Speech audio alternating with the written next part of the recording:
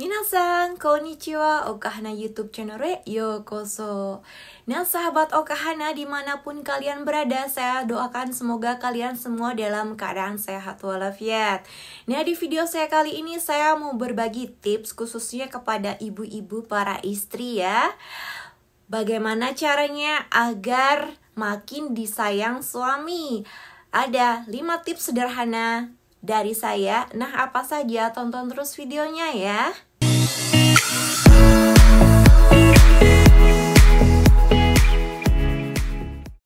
Nah untuk para ibu-ibu, para istri khususnya yang sudah menikah bertahun-tahun sama dengan saya yang menikah dengan orang asing yang sudah berusia 17 tahun, pasti akan merasakan yang namanya kegundahan ya ibu-ibu. Apakah suami masih sayang sama kita atau tidak? Nah, di sini saya mau berbagi tips sederhana bagaimana biar suami makin sayang dengan kita. Oke, simak videonya ya. Nah, tips yang pertama yaitu selalu menjaga yang namanya penampilan. Jadi, di Jepang itu ya teman-teman, pagi dan siang itu makan anak-anak itu di sekolah. Saya juga di tempat kerja ya, dan hanya di sore hari memasak untuk dinner. Dan setelah saya selesai memasak itu, saya selalu yang namanya mandi. Setelah mandi mengenakan pakaian yang bersih dan rapi.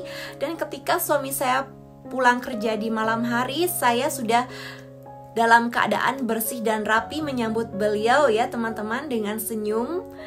Agar suami merasa senang karena suami sudah seharian bekerja dengan capek. Pulang kerja melihat istri yang penampilannya semrawut dan bau gitu ya, jadinya suami pasti akan merasakan yang namanya ilfil. Apalagi kita sudah berumah tangga itu bertahun-tahun, pasti akan ada yang namanya itu rasa bosan ya teman-teman. Jadi untuk menjaga itu kita harus menjaga penampilan kita walaupun kita berada di rumah, oke? Nah, tips yang kedua yaitu selalu menyiapkan barang-barang keperluan suami. Ketika setelah selesai mandi, saya selalu menyediakan pakaian untuk dipakai pas tidur ya teman-teman. Dan juga jangan lupa kita sebagai istri harus menyiapkan makan. Jangan sampai suami kita pulang kerja sudah capek, pulang kerja stres, tapi begitu nyampe di dapur di meja makan nggak ada apa-apa, nggak ada masakan apa-apa. Jangan sampai hal itu terjadi.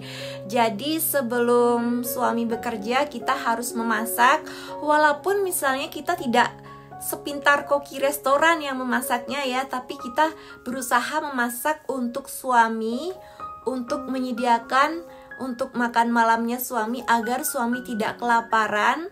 Dan misalkan walaupun kita dalam keadaan misalnya sibuk, harus terpaksa kita harus membeli makanan ya, kita beli makanan di luar sesekali ya.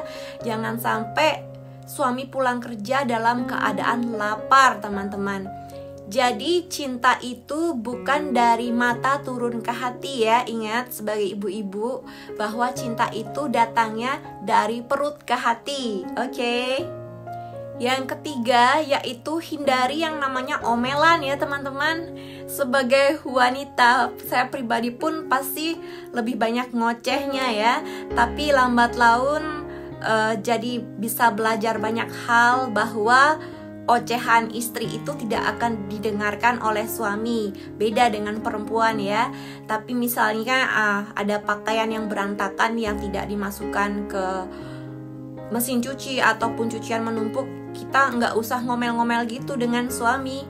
Bicarakan dengan baik-baik. Dan juga jangan pernah mengungkit masa lalu suami, karena suami tidak suka dengan masalah itu.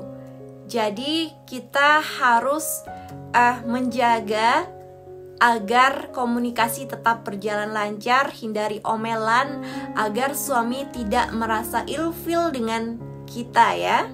Tips yang ketiga agar makin disayang suami yaitu kita sebagai istri harus menjaga kerapian dan kebersihan rumah kita ya teman-teman.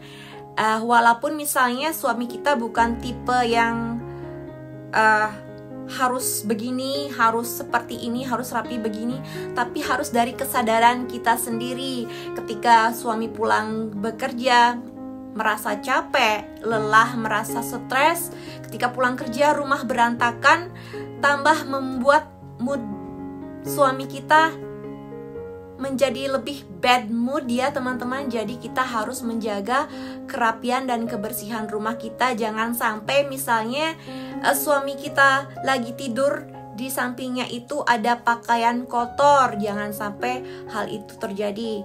Dan kebersihan dan kerapian rumah itu adalah cerminan dari hati dari seorang istri.